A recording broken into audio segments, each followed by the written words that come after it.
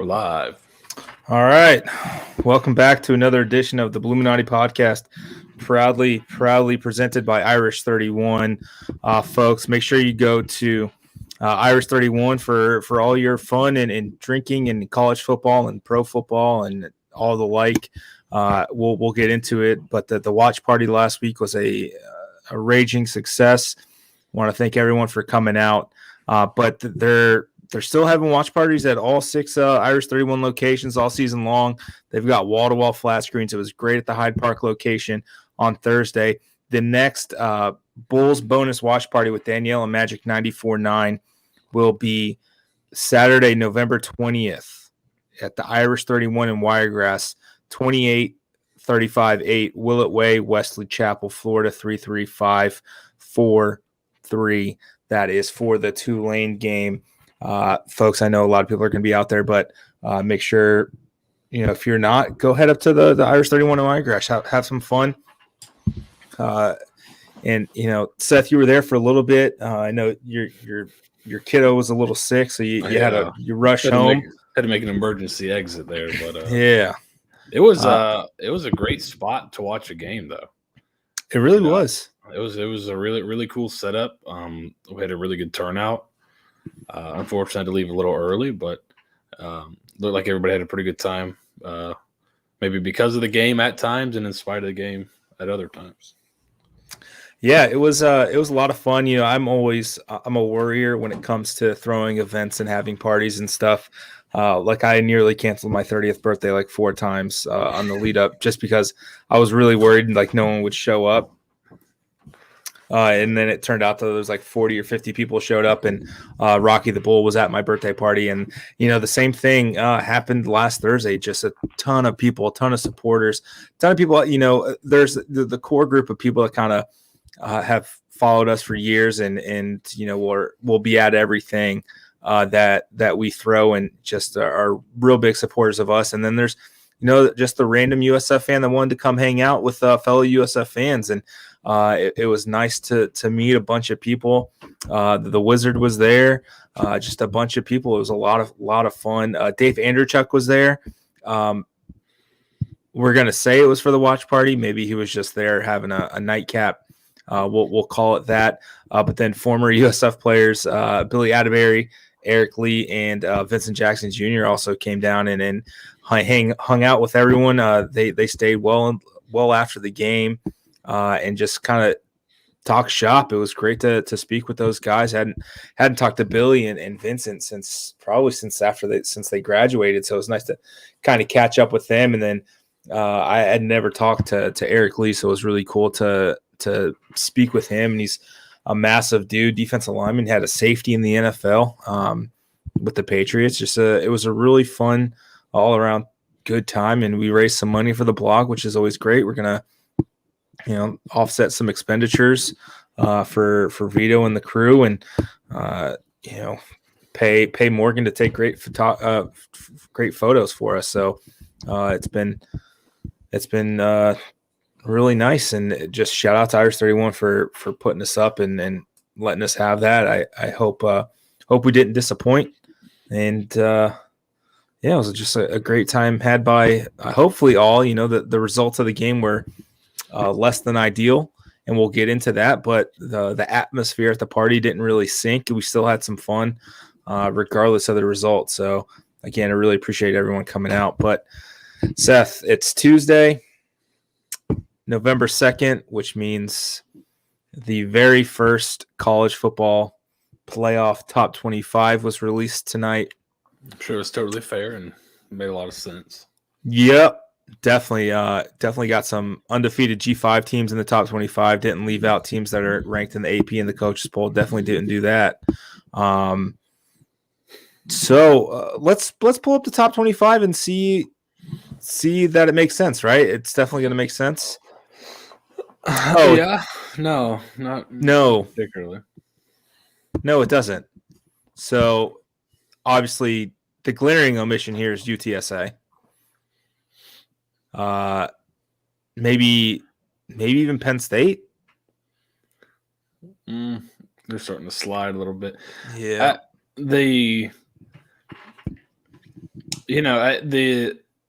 The thing to me, obviously, I think everyone's going to look at Cincinnati first, and that is kind of it doesn't really make sense based on they went on the road and beat number 10 pretty handily. I thought it was not like a really they were in control for most of that game against what the committee has called the number 10 team in the country. The only better win on here would be Oregon, right? I guess Michigan State and with Michigan at 7, Oregon with Ohio State at 5. But I think it's obviously it does not do any favors in terms of perception, especially towards the G5 where you feel like Cincinnati. This has basically been 2 years in the making because they were so good last year. Played a really good Georgia team, really tight in that game. Probably should have won it. And then come out this year and have played pretty well for most of the year. Even those games where, Tulane last week, everyone was, or whenever that was, it was, they were really in trouble. I think their post-game win expectancy was like 99%. So that was never really in doubt. It just didn't look great, but it was never in doubt. So, but I'll be interested to see how this goes. Are they going to – the thing with this is they can basically artificially pad the back end of it to help the top end make sense to them. So no SMU, no Houston. That gives them reasons to leave out Cincinnati, right? Well, they don't have any other top 25 wins. So right. You're really hoping Notre Dame wins it out. Otherwise, maybe you'll see Penn State sneak back in after Ohio State beats them, or, if they win their other games, or the Michigan State, Ohio State, Michigan, they still all have to play each other, I believe. So there's going to be some movement there. Oregon, I don't know if you can trust them to win out the way they've kind of been up and down this year. But they're really just kind of Oklahoma and Wake Forest kind of waiting in the weeds there. If one of them were to go undefeated, I'm sure they'll jump Cincinnati, even though they're not going to have much. Oklahoma might by the end of the year, but Wake Forest, I think, will struggle to have a much better win than Cincinnati's Notre Dame win. So hopefully this shakes out a little bit and Cincinnati gets a shot, but it usually doesn't seem to work out that way. No, absolutely not. And, Oregon lost to Stanford. Yeah. So you've got 2 one-loss teams in the top 4. Obviously Alabama. I mean, Alabama was going to be in the top 4 regardless, unless they had 2 losses, right? So that makes sense. But you get to 3, 4, 5, 6. There's really not much separating any of these teams. I just don't understand how Cincinnati gets penalized, right, by beating Tulane by 19 points. Yeah. And at least they're in front of Oklahoma. If they would have been behind Oklahoma, it really would have been like, well, what are we doing here? Because Oklahoma struggled even more against Tulane. So what's the deal? So it's obviously frustrating if you're not a fan of a Power 5 team, because it's really, what else can they do? What else can Cincinnati do that they haven't in the last 2 years? Right. And, this name will be familiar to a lot of USF fans. Andrea Adelson, she used to cover USF in the Big East in the ES back when the Big East was around. And then she moved on to be more of a general college football reporter. She put out a tweet that kind of sums it up. The CFP selection committee has telegraphed exactly how it feels about the G5 for 7 years. Why would this year be any different? Yeah. And there's really not a response to that, right? It's, this is exactly how they feel. I do. Yeah, I think there is something to that, but I also think that this Cincinnati team is with how they played last season, and then the scheduling of this season, going on the road to Notre Dame, it puts them in a unique situation that I don't think a G5 has been in. Coming off that great year, you're going on the road and have a chance to beat a top 10 team, which they did. So they feel like they're in a unique situation. Now, it may end up being the same old situation over again, but there was some hope that this was kind of a more unique situation and that they would get a chance, because on the field, what have they done wrong the last few years? They lost to Georgia when they probably should have won the game. if they win that game, or they say it's top 4, probably not. It probably doesn't change anything. So really, what else can they do? I don't know. It's really bizarre, and I think this is not like a Boise State team from years ago where you got Jared Zabransky as the quarterback, and he'd be lucky to get a sniff in training camp. I mean, there's people talking about Ritter as a first-round draft pick, which I don't know. Take it or leave it, but there's people talking about him as a first-round draft pick. They've got first-round draft picks on defense. They've got NFL guys all over the team. So this is not like a plucky underdog. This is a really good team that's got a really good coach and a really good coaching staff. So I don't know. They don't really fit the mold of that underdog G5 team. They're a really, really good team that I think can play with about anybody. Yeah, I mean, I don't know what they're going to have to do. I don't know what any school, even Central Florida. I mean, they were really good in 17 and 18. And never even got close to making it, right? And now this. But who was their best win, like out of conference going into those years though? Probably like didn't they have games canceled when they were supposed to play some bigger Pitt or UNC or something like that? But I think one of them, maybe Georgia Tech, one of them got canceled. But I mean, 17 and 18. I guess UCF's best win in 17 was that USF game at the end of the year, right? So you got I get that gone out of conference, beat a top 10. What the committee is saying is a top 10 team on the road. I mean, what else? Nothing. You can go through, look at best wins. Michigan State obviously has the win against Michigan this last week. Oregon against Ohio State. What's Ohio State's best win? I don't know. What's Alabama's best win, for that matter? That Florida win is looking worse and worse every week. Right. And then Georgia's kind of in the same boat. Clemson, they're kind of looking worse and worse each week. So Clemson's what, 4-4 now? I'm not sure. Maybe 5-3, but yeah, they're in that range. They're not very good. So I think you could comfortably say Georgia's a really good team. Alabama, based on the talent, seems like they're going to be a tough team to beat, but they have a loss, and their best win is Ole Miss by this, which is 16. So it's kind of a tough deal if you're a Cincinnati fan, but hopefully some stuff shakes out and they keep winning and make it a really, really difficult decision, and hopefully make it to where they can't leave them out and they get a shot. Because it'd be fun just as a college football fan to see some more people get involved than they're kind of the same 4 or 5 over and over again. Right. I don't know. I mean, I think Wake wins out.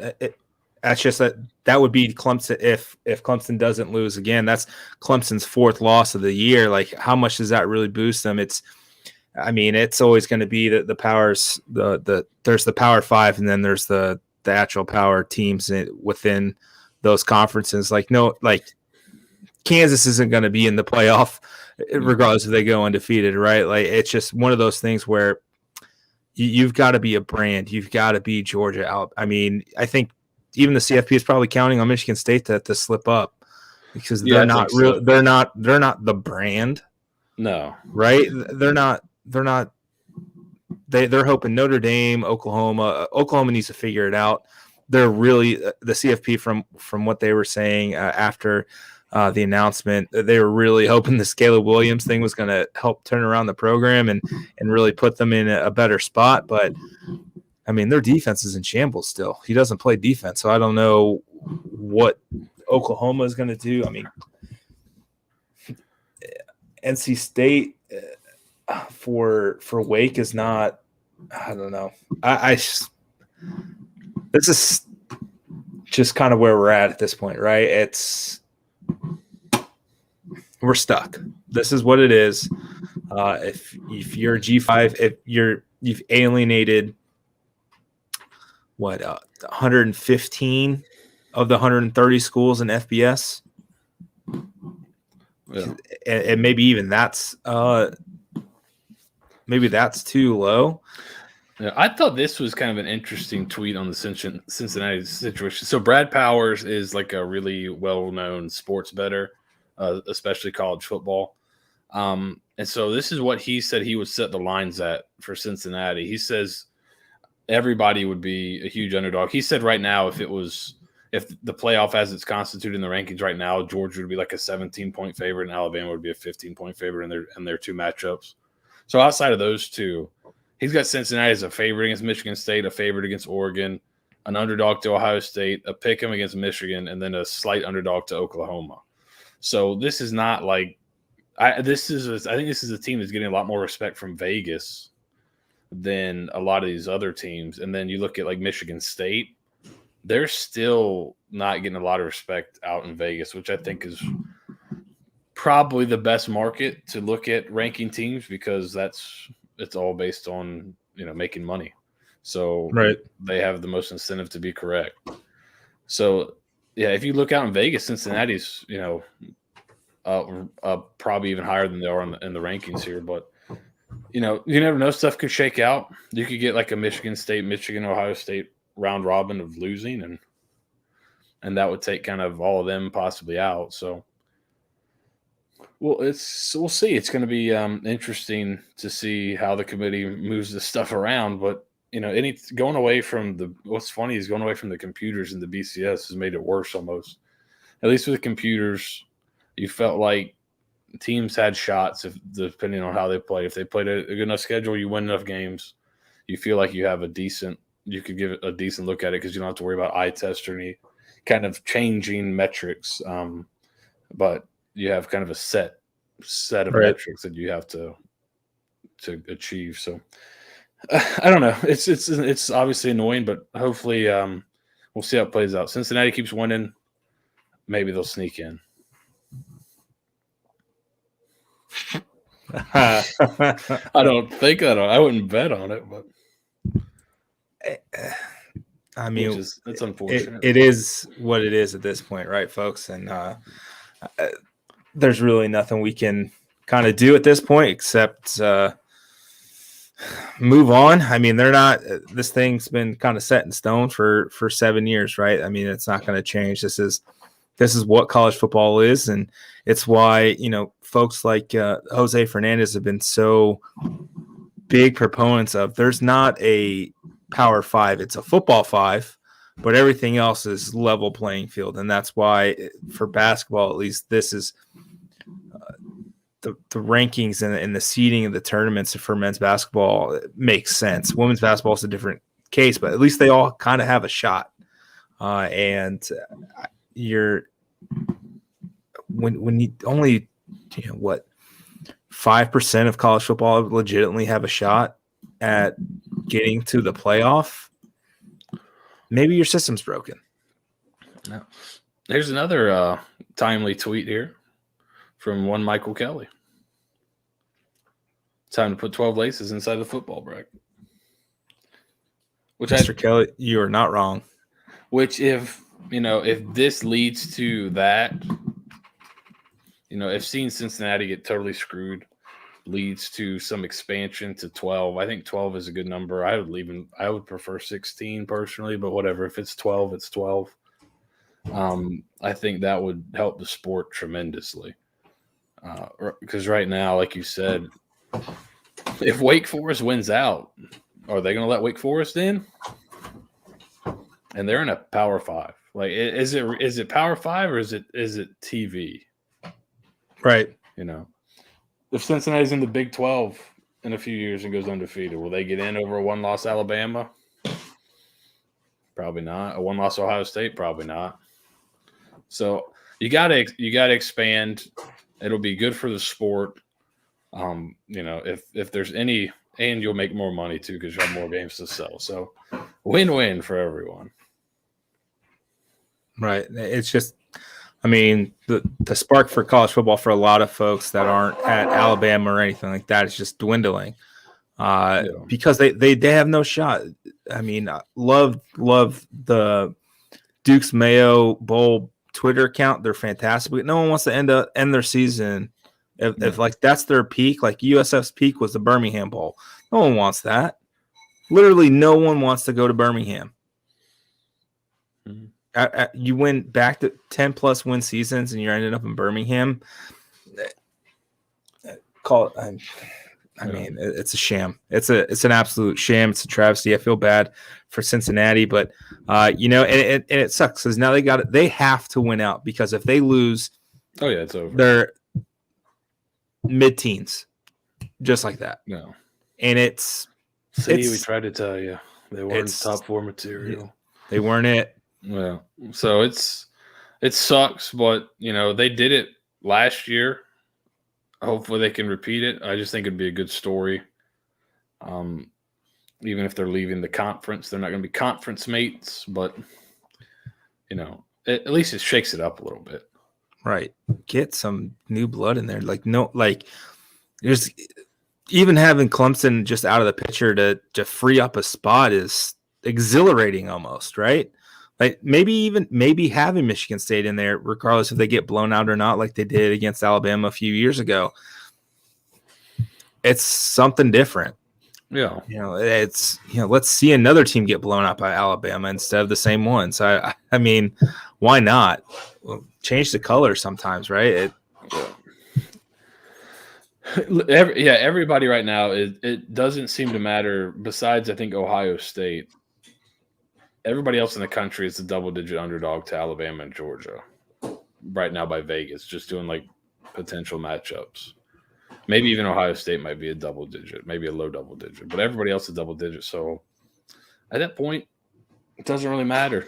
Let's put the teams that have played the best this year, that have won. If you've won all your games, that should definitely give you a leg up. I don't know. That's just me. That's just what I think. Yeah, winning should mean something. Let's make all 12 games count here, folks. Yeah. But I guess that's enough. Correct. I mean, we went surprisingly 15 minutes on the college football playoff. I was not expecting that. Let's switch gears and get even more depressed. As let's recap the ECU game. The Bulls lost 29-14 on a very, very wet and soggy Thursday night. Tim McLean didn't play. Travis Marsh started in his place. Looked okay early on, and then just it kind of fell apart in the second half, not just for him, but for the entire team. Threw 3 picks. One of them really wasn't his fault. I want to say the other 2 were. One was definitely a pretty brutal throw by him. He finished 15 of 30 for 192 yards and a touchdown in those 3 interceptions. Kelly Joyner goes over 100 yards for the second consecutive game. Jaren Mangum, we talked up all last week and the week before that he was finally going to have a touchdown longer than 9 yards, and he did it, 24-yard rushing touchdown. I missed it. I couldn't believe it. It was actually real. Couldn't believe it. And, last week we kind of made a point, all of his touchdowns this year, I think, total 26 yards. He almost matched it. And he matched it on 1 carry. So there you have it. And then the receiving touchdown was a season long too, by Xavier Weaver. I believe it was 13 yards. So good for them. We're gonna get into third downs tomorrow on the film room, but it seems apropos that we discuss it now. I'm not gonna spoiler. I'm not gonna be on the film room tomorrow. Robert Stieg will be hosting alongside Seth Varnadore. So I'm just gonna get my takes out now. I was told by USF officials this week that the reason the offensive coordinator and defensive coordinator media sessions were taken off the schedule this week was because of a lack of interest, and they actually got taken off last week. Here's my silly brain thinking, oh, they got taken off because it was a short week. They're traveling on a Wednesday, blah, blah, blah, blah, blah. I feel, and this is just my personal feelings, that people may want to talk to Glenn Spencer this week. Possibly. Perhaps. We'll get into the play calling. I assure you we will get into the play calling, NSC. I assure you that. But when ECU converts 11 of 17 opportunities on third and fourth down, and They came in converting a lot, though, right? Nope. I believe they were at what, 28%? I think they were at 25%. 25%. 25%. Not great. No, Seth, it wasn't. It was not great. And here's why. Besides, letting them convert third and fourth downs, why does it really hurt you? You go and look at the yards per play numbers. USF averaged 6.52 yards per play. East Carolina averaged 5.48 yards per play. East Carolina ran 26 more plays than USF did. Those conversions add up over time, over the course of a game. So that kind of stuff tends to come back to bite you, especially when you add it to turnovers and other kind of sloppy play. So not ideal against a team that really struggled on third down. This is kind of becoming somewhat of a pattern. Even the last 3 seasons, going back into 2019, they were very bad on third down on defense. Last year, I think it might have been a little bit better because of how bad they were there before, and now this year's not great again. So, yeah, it's not great. That's kind of what to win these kind of toss-up games, you got to win those kind of things. You got to win third downs. You got to win turnover battle. You got to win field position. Those are the kind of things that takes you from a 2-win team to a 5-win team, or a 1-win team to a 4-win team. Those are the kind of things that add up over time. Right now, let's see, where's USF? Nationally, an opponent third down conversions. They're currently giving up 39.81. Is that correct? That sounds about right. So here's the thing that really sticks out. ECU's average third down yards to go. So the yards they need to convert a third down was 7.3 yards to go. The average yards gained on third down, 7.1 yards per third down. So now you're talking about 4th and 1s, 4th and 2s, and obviously you're going to go for it. I mean, shit. ECU went for it on 4th down 6 times, and the only time they didn't convert was on the goal line when Holton Naylor's butt fumbled. Yeah. I am so tired of USF being aggressive on 1st and 2nd down, and they are being pretty aggressive on 1st and 2nd down. They're getting those negative 1 0 yard. You're getting long situations.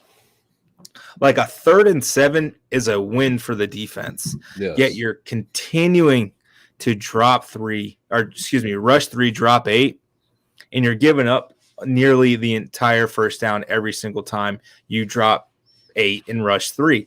And what's amazing to me, what's truly, truly amazing to me is USF has 5 sacks on the year. Why? What on earth would convince this defensive coaching staff to think, you know what, on a passing situation that we know it is 3rd and 7 or more, let's not bring pressure and try to create havoc and get the quarterback on the ground. Like, it really felt like ECU had to really try hard to mess up on 3rd down to not get 5 or 6 yards. And they averaged 7 yards per rush, and they averaged 10.8 yards per completion. And they were 6 of 9 for 65 yards on 3rd downs. Like, what are we doing here? Like, this, Colin likes to throw this word around, but that's malfeasance. You are setting your players up for failure by doing that every single time. And we're gonna go deep into the. I told Seth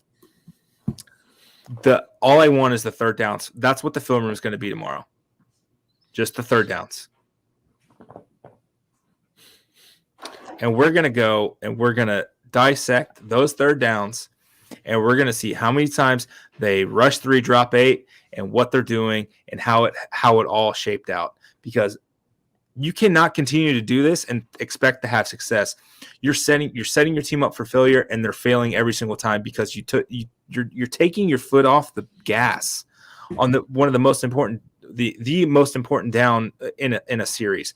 And I mean, Glenn Spencer needs to have a come to Jesus moment at this point, because if he's not careful, he will be out of the job by the end of the year, because it's not working. It is not working, and it hasn't worked for how many games are we into this? We're 8 games into this season. We're 17 games into his tenure. It ain't working. He wasn't that great at Oklahoma State. I think he may have gotten lucky at FAU with the talent they had. I think we may need to have that discussion here. Yeah, it's not, at a certain point, it's what kind of gets me with this kind of stuff is, just watching the game. They did try some different things, but it's not, it's consistent. It's not like this is a one-game issue. It's there's consistently been some problems the last couple seasons. When I watch a team like Navy play Tulsa at Tulsa, and they give up like 294 or 300 yards to Tulsa, and Tulsa just left Tampa rolling up almost 600 yards of offense, I got to think that USF has better players and more talent than Navy on defense. Even with guys being hurt, I have to think that they're more talented than Navy. So what's kind of why, what's the big difference in result? I don't know. I can't put my finger on it exactly. But there's definitely room. There's no reason a USF defense should be terrible, one of the worst in the country, almost 2-3 years in a row. They did some good things in 19 even, but not. They were pretty bad then too. It's kind of a issue that's creeped in, and it hasn't gotten any better. We've seen some improvement from the offense. The defense hasn't quite been there. Last year, you had the COVID stuff. You had guys getting adjusted to the new scheme. You had guys being hurt, guys being out. Last year, you can kind of, it's kind of a wash. You can just kind of let it go. A lot of same issues are creeping up. And you've been a little bit unlucky with injuries as well. But it just hasn't really been great the last few years. Hasn't really been good. That's why when we were kind of doing the predictions for last week, I was like, I thought ECU would score in the 30s, just because I'm probably going to predict almost everyone they play to score quite a few points, because the defense just has not consistently been able to stop people the last 2 seasons. Yep, I agree. And they would have been in the 30s, Seth, if it wasn't for the butt fumble. I mean, that was just a stupid ass play call. I mean, he hadn't taken a snap under center all game. Yeah. It's pouring, raining, and you're expecting your quarterback to do that. I mean, it's just a dumbass play. You showed it before the instant replay. You showed he's going to get up in the center and run a sneak. It was a dumbass play that bailed out Glenn Spencer and USF, frankly, because that's the only time you got to stop. I think they're trying to do some different stuff.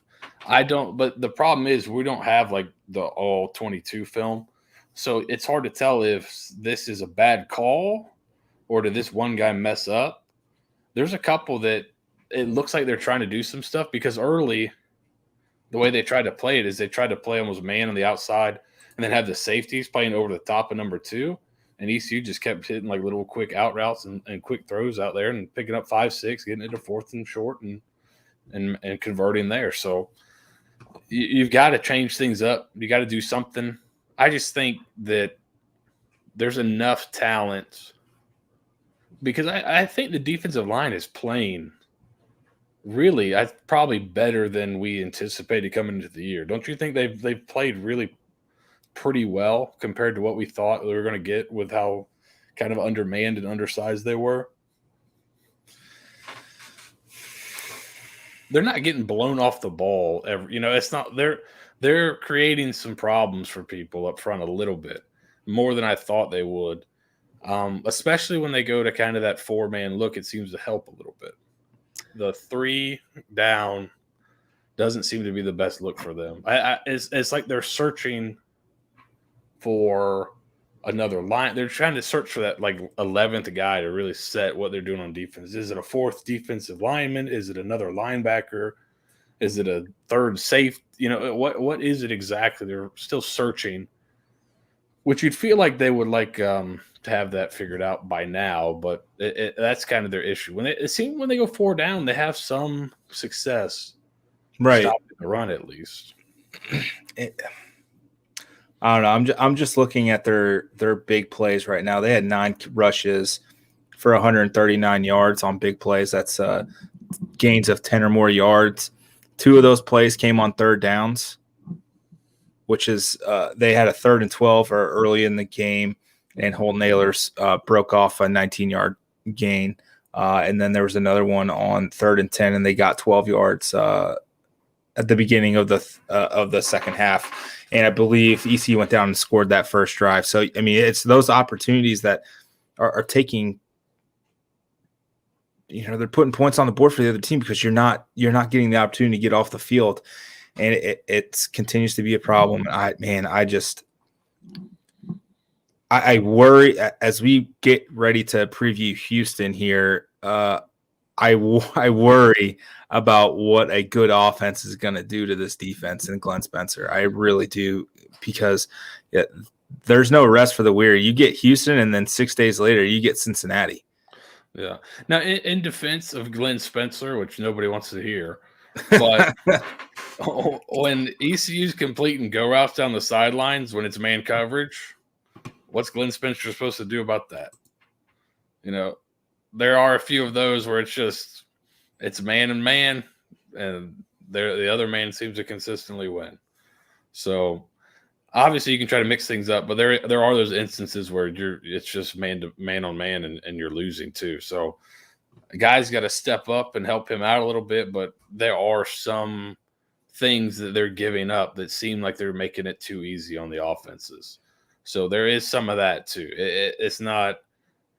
I'm not totally absolving coaching and play calling, but there is some of that too, where at a certain point you guys got to make plays in man-to-man coverage too. So there's a little bit of that, but there is a lot of giving up easy stuff, which we'll talk about tomorrow, and we'll go through and kind of see what they tried to do and what they were thinking and why it didn't work a lot. So we'll look at it tomorrow, but I think there's definitely some stuff they can switch up and try to make it a little bit more difficult on offenses, because if you just keep letting people convert, and that's kind of the other part of it that maybe he's not quite adjusted to, is how often people go for it on 4th down now.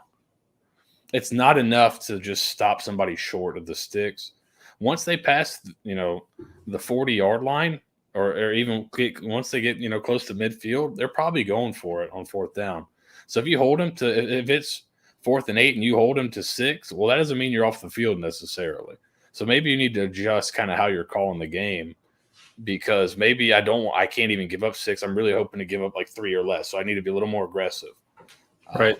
So that maybe that's an adjustment he has not made, and that's something you got to make, because that's how the game is played now. Just look at USF. They're willing to go for it on 4th down a lot more than I'm sure they were 5-10 years ago. So that's just how the game's played now. You got to make that adjustment. If you don't, it can lead to where you're feeling pretty good. You look at 3rd down, 6-17. That's great. Then, well, they went for it 6 times on 4th down and got 5 of them. So that's 5 drives. Those drives got extended anyways. So it doesn't really matter. You got off the field, because you forced 17 3rd downs. The drives got extended 11 times. That's not quite as good. Agreed. And I don't know, man. This is just it's just frustrating to see that there hasn't been much improvement, right? And it's offensively there's been improvement, but defensively it seems like there's just still backslide. Like they held Temple to 14 points because they weren't on the field, but they still averaged 200. It was like 200 yards of offense. 200 yards in 15 minutes and averaged, 6.5 yards per play. I mean, you're still giving up over 200 yards in 15 minutes. So, what?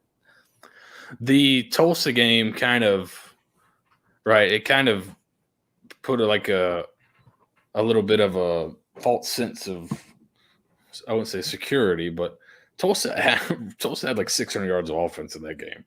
The turnovers really helped keep that game really tight and really helped take away kind of what the score should have been. The kickoff return, especially the kickoff return for a touchdown, the interception return for a touchdown, the short field that gave your offense. Those really hid that Tulsa came in and racked up almost 600 yards of offense on you. So even in the games where you're like, oh, we should have won that one. It's like, that was kind of in spite. The defense gave you the big splash plays with the turnovers, but they still have problems down to down stopping people. And that's been a consistent theme the last 2 seasons. Down to down, looking yards per play on defense. It's consistently been one of the worst in the country in terms of yards per play the last 2 seasons. So something's got to change, obviously. So change of scheme, change of play calling, change of whatever. Just something's got to give there, because what they're doing has not really been able to work yet, and it's been quite a few games now. And Seth, I want to kind of pose this question, and I don't know if there's an answer, or maybe I'm grasping here, but saw a tweet or an article today from somewhere, basically discussing how ADs are firing head coaches sooner and sooner every year because they're realizing how bad that first year recruiting class is. Just kind of coming in. I mean, you guys saw it in 17, right? I mean, you combine the last class of Taggart and the first class of Charlie Strong, and it's not a great class that still remains. So there's some credence to that. Is there? I don't want to say there's a parallel or maybe even a connection, but is there something maybe like a the old dead cat bounce where you fire a coach and you get a lift, just a fresh face? Like, is there? I'm not saying to fire him now, but like, is there any credence to that kind of thought? Like, get out ahead of this earlier, unless you feel like wasting the last month of the season with a guy who's, I mean, I'm not saying it's written in stone that it's going to happen, but it feels like it's trending that way. Yeah, I mean, yeah, sometimes you see that, like you'll see head coaches get fired sometimes, and you'll see the team go out the next week and win. I think USC might have done that this year, and then the next week they got whacked. So, it's kind of, you might be able to get something out of it. Where it could hurt you potentially is in recruiting. If it's a guy that's got good relationship with player on that side of the ball that you need, hypothetically, in a hypothetical sense, if you fired a coach that was kind of one of your lead recruiters on some guys, then you might lose on those guys. But I think it's different. Head coach and coordinators, it's kind of a little bit different. I know, for instance, with Florida, since I'm kind of covering them as well, basically after that LSU game, and it became kind of a fait accompli that Grantham was going to be fired at the end of the year, not renewed. It seemed like Florida's top 2 defensive commits have decommitted and they're looking elsewhere. So, that kind of thing could happen, but I don't know. It seems like if they're going to be really big into the transfer portal, it may not hurt as much, because you'll kind of end up selling these guys on some other things, and obviously the scheme will be important, but I think a lot of times transfers are looking for fit with culture and closest to home and things like that. Right. It seems like, so maybe it doesn't hurt so much if you're going after the transfer portal, which is like, so that seemed to be something that Jeff Scott talked about today at length was transfer portal and recruiting. Talked about 7.5 minutes worth of recruiting in the middle of the season there, Seth. It seemed like there was a theme this week in talking to head coaches and during this, God forbid, they talk about recruiting during the season. Man, I would have never. It's not recruiting season, Nate. I would have never thought that question would come up and have a coach just so spectacularly just drop the ball. It's been the easiest alley-oop all week for coaches not named Dan Mullen since. Seriously. I mean, Norvell hit it out of the park. Jimmy Lake kind of fumbled the bag a little bit. He bungled it. But hey, nobody cares about the Pac-12. Nobody cares about the Pac-12. No one cares that Washington thinks that they're not recruiting against Oregon and they're recruiting against academically superior schools. No one cares about that. But I mean, it's basically since that Mullen press conference, it's been like Mullen's that 7-foot French guy. Was it Frederick Weiss? And everyone just Vince Carter coming down the lane. Everybody's just man, recruiting's the lifeblood of the program. Bang! I'm gonna talk about recruiting for 7 minutes. Bang! It's just been that guy after guy after, and I mean it's kind of Mullen's not great with the media, which is surprising that he's gotten to kind of the level he's at. Not being very good with media. Apparently, that was the sticking point for him. I think Stephen Godfrey had said this for a long time, that he was just really bad at job interviews. Yeah, he lost he interviewed at Tennessee twice and they didn't take him. Interviewed at Miami, didn't like it. So he kind of got lucky that Florida hired his AD from Mississippi State, so they didn't have to worry about it at first impression, is what it said. So. Man, God bless. Which bodes well for recruiting. Oh, yeah. But he's got really cool Jordans. That isn't helping. Oh, man. And you mentioned the transfers that probably are coming in or possibly coming in. There's a bunch of defensive linemen kind of sniffing around the program, if you guys haven't seen. And it's going to be much needed, right? But we got to get there. And I worry that if Glenn Spencer's back and there's not improvement in this last month of the year, it's going to be a Sterling Gilbert kind of situation with the fan base where it's untenable and you're wasting another year. So you got to see some drastic improvement. Otherwise, things are going to get dicey real quick if they haven't already. Yeah, obviously he's an old coach. He knows this, but it's a tough business. It's a results-driven business. You are what you put on film, all those cliches. But eventually at the end of the day, it's tough to justify keeping somebody. And I can sit here and give you all the reasons why maybe it's not his fault. But it's tough to justify to most people keeping people on that have been pretty close to the last 2 seasons without a kind of a step up in improvement. So I understand that, but it's a tough gig. I think watching his FAU defenses, I think he likes to play more man coverage, and he's not really able to do that for whatever reason, and doesn't think he's able to do that. And so that's kind of, you're seeing them try to play a little bit more softer zone, and just the holes are gaping in the zone. If you can't get there with your pass rush, which when you only rush 3 and you're not Georgia, it's tough to get there with 3. So there's definitely some stuff you could switch, and we'll talk about tomorrow. But, it's at the end of the day, it's a results-driven business. So. Yep. And there's only 2 guys. I was told by an old coach, there's only 2 kinds of coaches. Coaches that have been fired and coaches that are going to be fired. So that happens to everybody in the business. That's just what you kind of know getting into it. So I was never fired, by the way. Just throwing that out there. Good for you. I retired in the middle. Oh, man. All right, so let's get into, I don't know if this is happier. let's get into Houston. It's not happier. Okay. USF welcomes Houston, the number 20 ranked Houston Cougars, to Tampa on Saturday night at 7:30 on ESPNU.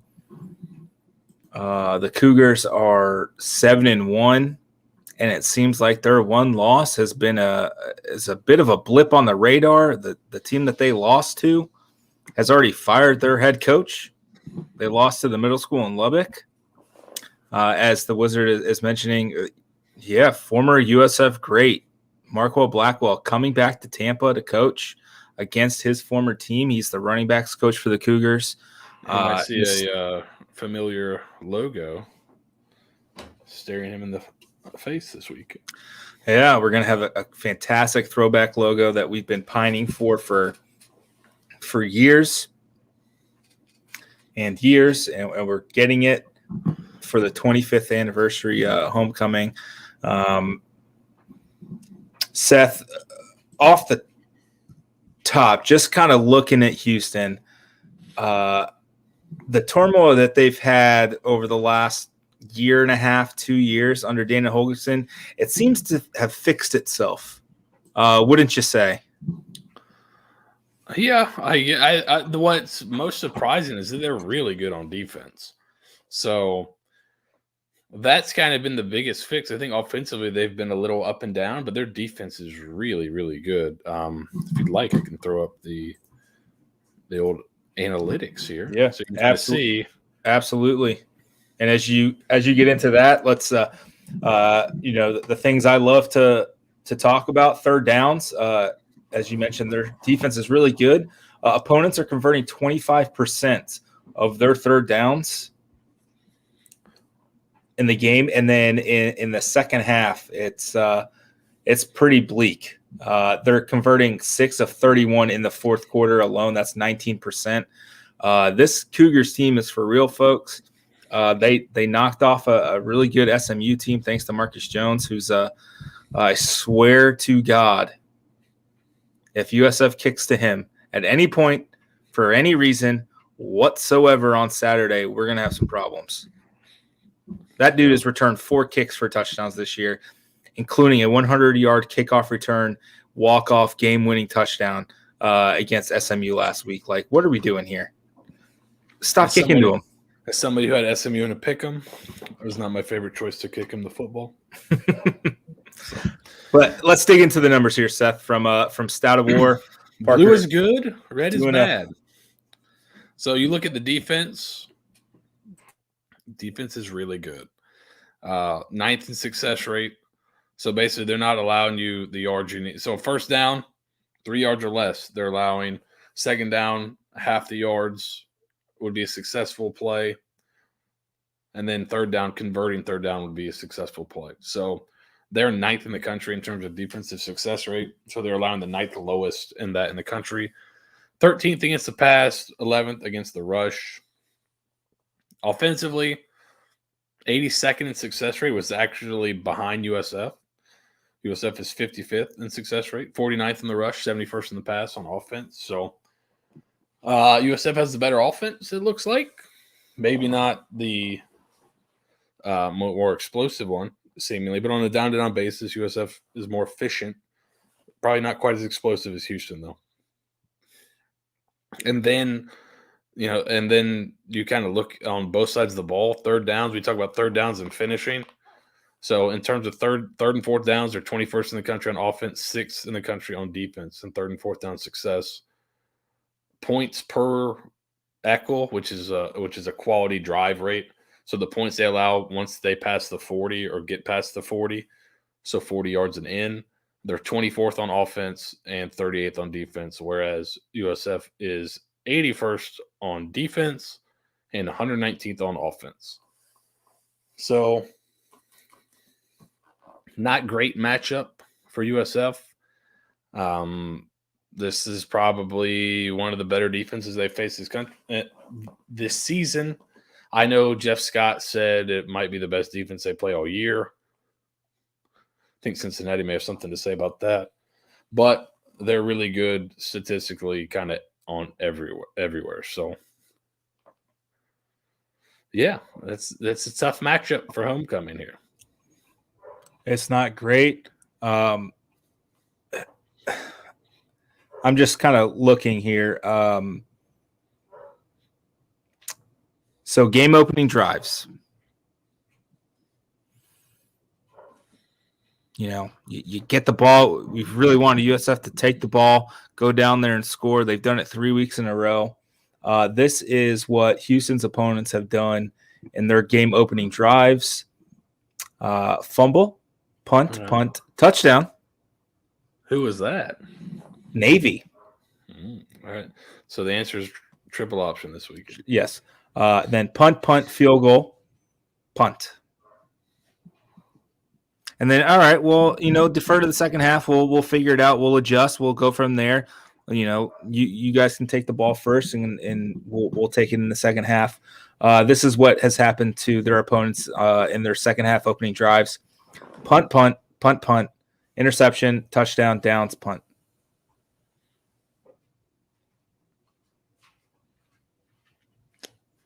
Tough matchup here.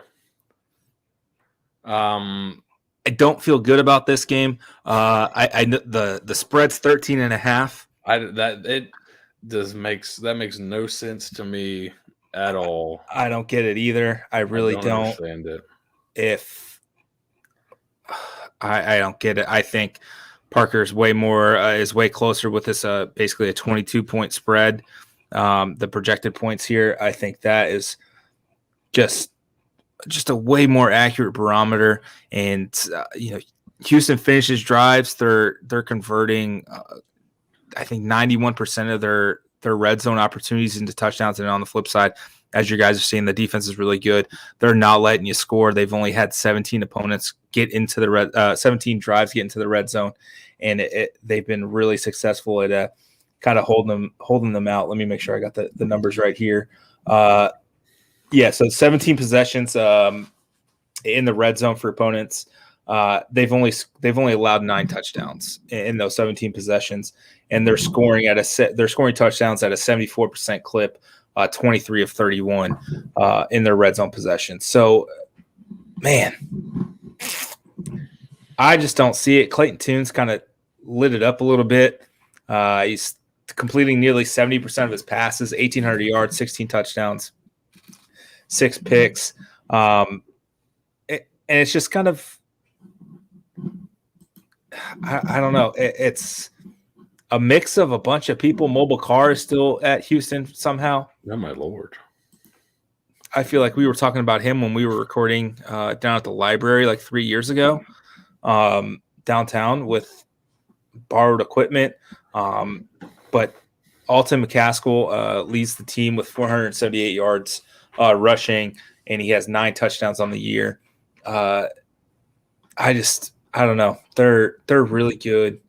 They're good at converting points off a turnover. So you turn the ball over, they're pretty good at getting points out of that. Marcus Jones is just is a difference maker. I don't know, man. I feel terrible about this game. I think this is going to be, success isn't a linear proposition, or improved progress isn't linear. This is going to be one of those downturn games, and you couple that with the rest of the games on the schedule, and it may get ugly quick. There's really only one winnable game left on the schedule, if we're being completely honest here. And we knew this going into November, right? That's why we said that 3-game stretch was really important to grab some wins. That 3-game stretch was really important. You went 1-2, and we were kind of throwing Houston in here early on because that proved to be much better than anticipated. What had they shown over the last 2 years under Dana Holgerson that would show that they're going to be 7-1 in a top 20 team? Yeah. Well, they're doing it, and they're beating some good teams. And Navy's quietly gotten a lot better since that 28-20 win for Houston. That was like the first game they finally turned it around. Right. The Houston game. And then a week or two later, they beat Central Florida. So they've kind of started to turn it around. Man, since he is not the winnable game. Oh, come on. So here's the stat that I'm sure will make everyone feel better. Houston is 8th in the country in tackles for loss. They're really good up front and really good about getting after the quarterback as well. So it'll be interesting to see if USF goes back to – so the Temple game, the rushing record, right, was a great game, great job by the offensive line, but there were a lot of rushes that also didn't involve the offensive line at all, right? It was kind of a good mix of option stuff and then the jet sweep stuff and the counter, and then counter off that, and the offensive line started to get lathered up, and then when they got to the counter stuff, they were rolling downhill pretty good, right? But it wasn't a lot of like just downhill running right at Temple. So I'll be interested to see if you see a similar game plan. I think Houston's probably a lot more athletic than Temple was on defense. But do you see a similar game plan where you try to get them to run sideline to sideline, use your speed, or are they going to try to attack them downhill with how good they've been up front? I don't know. Should be interesting, but I would not be shocked to see more option stuff. It seemed like they weren't not necessarily holding back Timmy, but it seems like I think Jeff Scott said today they knew they needed him at 100% for this final stretch run. So hopefully it seems like he may be back at 100%. Is that kind of what yeah. I mean, that's reading the tea leaves, right? They expected him back. I don't think they'd throw him out there at less than 100% after holding him out last week on the short week. You're getting, math's hard, 2 full weeks, I guess, of, treatment. And, lucky for Timmy, he didn't play on that wet field and, irritate the ankle. Yeah. I think that was I think that could have been a consideration. Just weather wasn't great for last week, so you get an extra week of rest. And Travis wasn't terrible. It just I mean, that game, if we're going to go back and you look at the first 2 drives, you get stopped on 4th down. Was it probably inside the 10? Was it? Yeah, I think so. And then you have that great throw is to Weaver, who's inside the 20, and then he fumbles. Those are 2 drives you very easily could have come away with touchdowns on, and the game's totally different, and Marsh's performance is viewed totally differently. I thought he played pretty well in the first half. The second half, obviously, we started getting some of the turnover stuff. And I think they kind of – Jeff Scott even said it today. There was the pick 6 was a play calling issue. They were going back to the well one too many times with that deep out route, and the corner was kind of squatting on it. But I thought Marsh played all right, especially for your backup quarterback on the road. I think he showed some good stuff. And not great weather. Yeah, but having Timmy back 100%, giving you that real run element. I think we've seen the last 2 games with or the game and a half, Marsh is not a runner. I think he can if he needs to, but that's not his game really. So Timmy will add a different element to the offense that will help them be a lot tougher to defend. So hopefully he's back at 100% and throwing the ball well, and feels good, because they're definitely going to need his legs and kind of everything he's got to have a chance to stay in this game. Yeah, and I'm just kind of looking. You mentioned Houston being really ranked highly in tackles for loss and sacks. They have 6 guys with at least 5 tackles for loss, and then they have 1, 2, 3, 4, 5, 6. Another 6 guys with at least 3 sacks on the year. I think they lead the nation in sacks, or they're right up there. Sacks per game at like 4. They're averaging 8 tackles for loss a game. They are tied for 4th in sacks with 3.88 a game. So 31 sacks through 8 games. That's pretty good. And they've picked the ball off 7 times. They've forced 9 fumbles. It's going to be a great test. Man. It's going to be a great test. And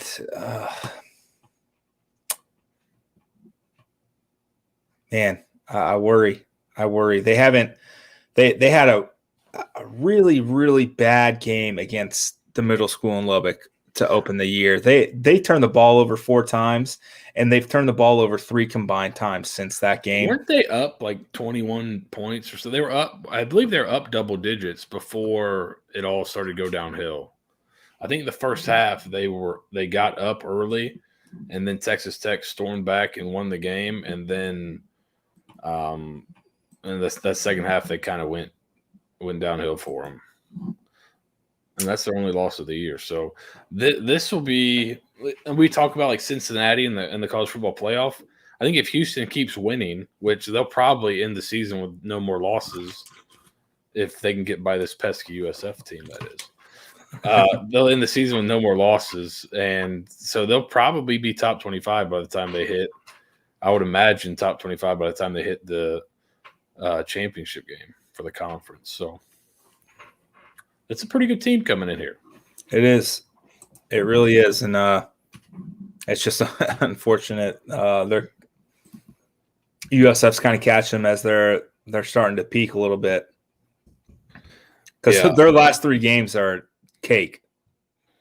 Yes, at Temple, home for Memphis, at UConn to end the season. I mean, yeah. So they were up 21-7 at half against Texas Tech, and Texas Tech scored 31 points in the second half to win, and Houston got shut out. So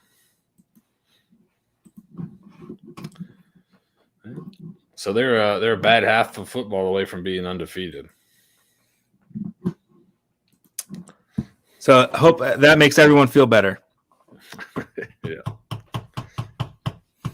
Nathaniel Dell, watch out for him. Talented wide receiver, leads the team with 46 catches.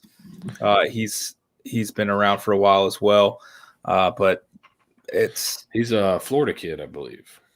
I think so. But Clayton Toon, he's kind of stepped into that role nicely. He's a junior, so he still has another year. If he decides to come back, I'm sure he'll dip his toe into the draft process and see what's what. Because I still don't feel like this draft class, this quarterback draft class is great. I mean, it sucks for any NFL team looking for a quarterback in the draft because there ain't much. The pickings are slim. Like I said earlier, Desmond Ritter's a potential first-round draft pick at quarterback. And it's kind of by default. 2 years ago, I don't think anybody would have believed that, but he's improved quite a bit. But he seems to be one of the guys that's got a chance at it. So he maybe Toon will finish out the year strong and dip his toe in there and see what's what. Yep. I think that's it. Before we get to the predictions, let's just kind of want to rapid fire some sports real quick. Women's soccer clinched the regular season title on last Thursday night with a 2-0 win over Temple. That's their 5th straight AAC title, regular season or tournament. They'll go in as the 1 seed. I believe that the tournament starts on Thursday. No. Season finale. I can't remember. Hold on. Something happened. Give me 1 second. I was reading it. This is great radio, by the way. I had it. My apologies. And then I closed out of it. USF Wizards in Thursday. That's what I thought. And he implores everyone to show up. Yes. Yes. SMU Thursday at 7 p.m. at Corbett. It's the semifinal for the conference tournament. 4 teams make it, obviously.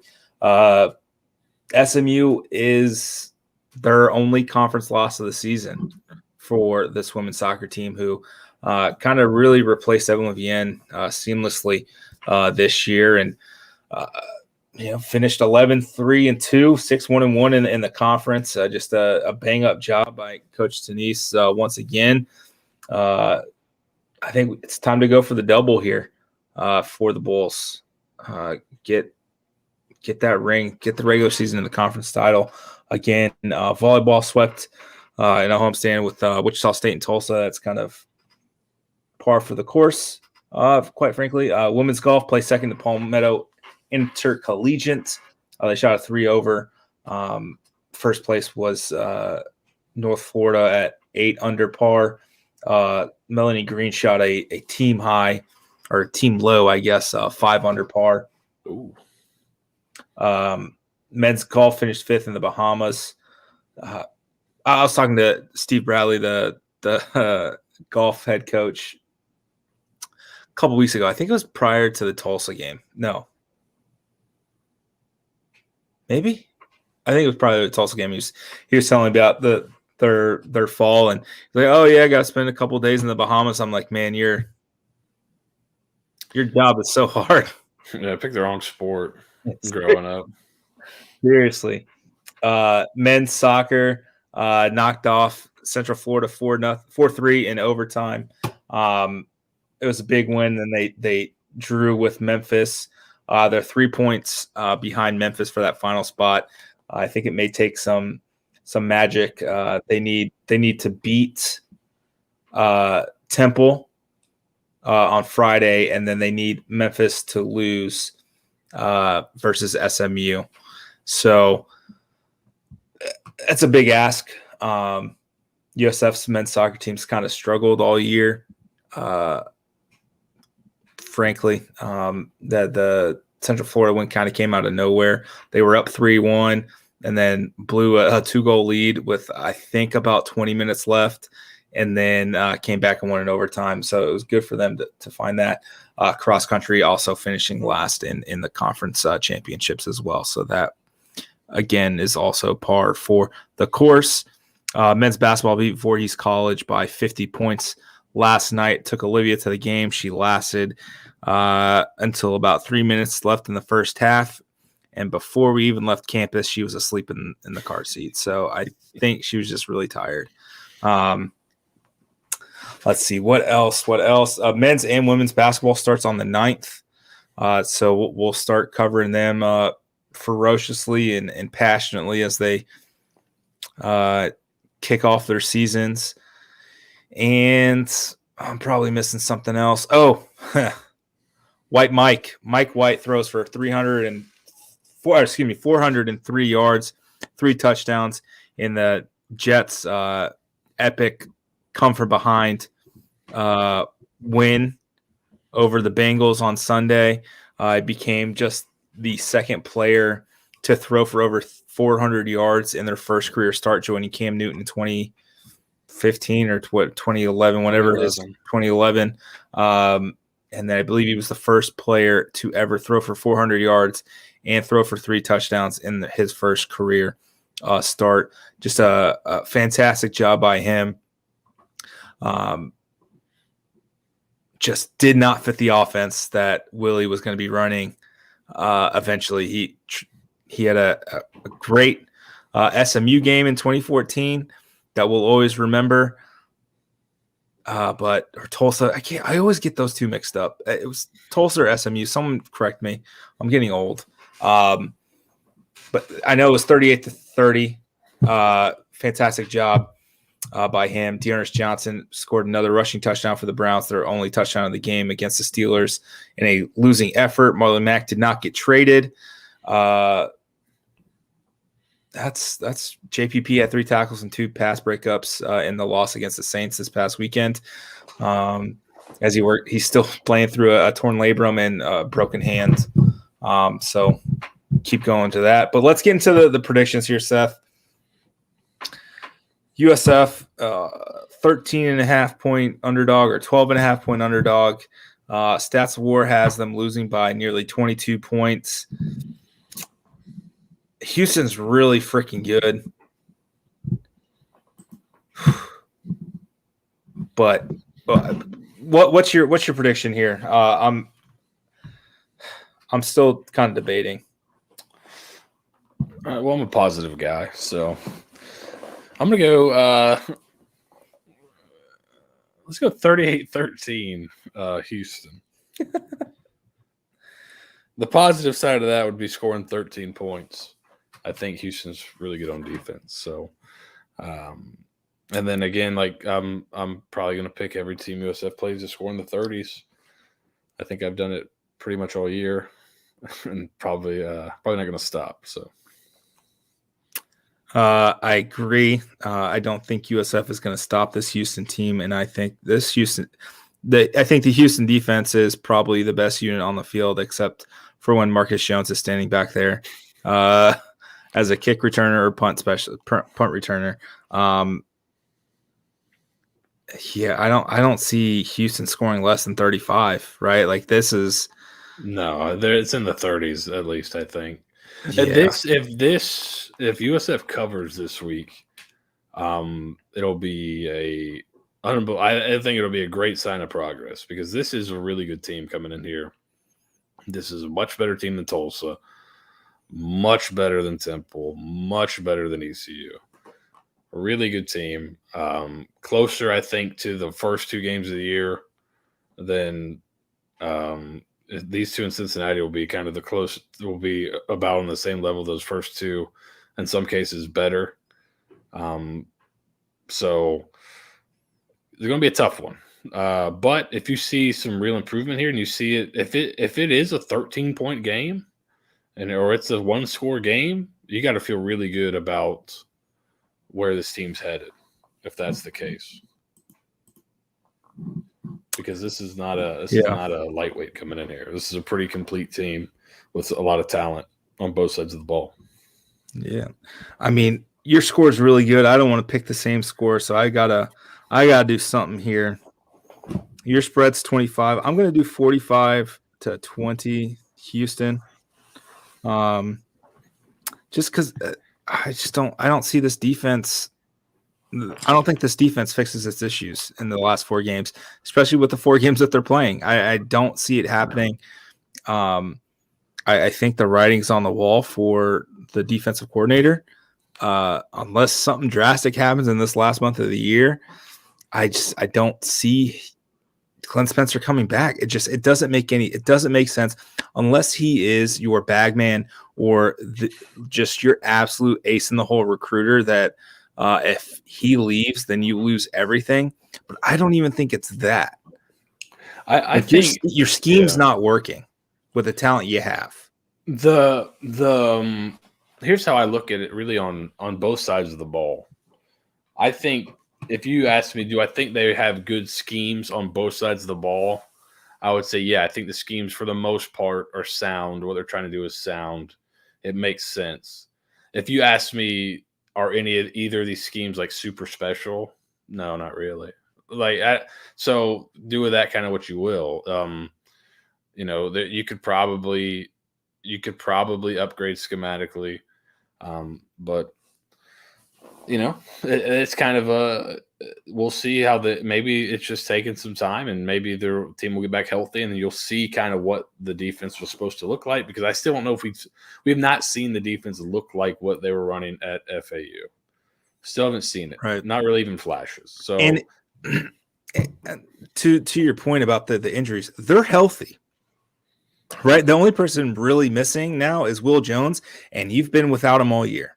Yeah. You got TJ Robinson back. You got Christian Williams back. You got Jalen Herron back.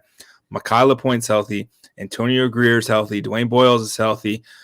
I mean, you got the guys back that you were fully expecting to be key if it's contributors. Bad from here on out, that can't be right. That's not an excuse, right?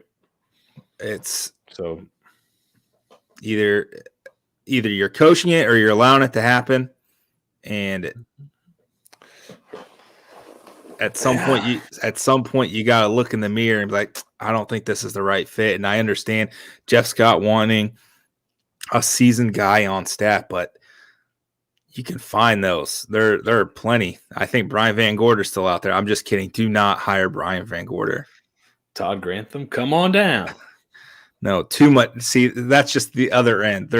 Like Glenn Spencer is like the 0, and then like Todd Grantham is the 10 on the barometer of how much you want to be blitzing. Like, go get you a lightly used Will Muschamp. Where's he at now? He's the special teams coordinator at Georgia. where his son's on the team, so he probably won't leave. But Yeah, I don't think so. it would be cool. Talk about a great interview. Yeah, I you're hoping to see now that you feel like everybody's back. Let's see that progress now.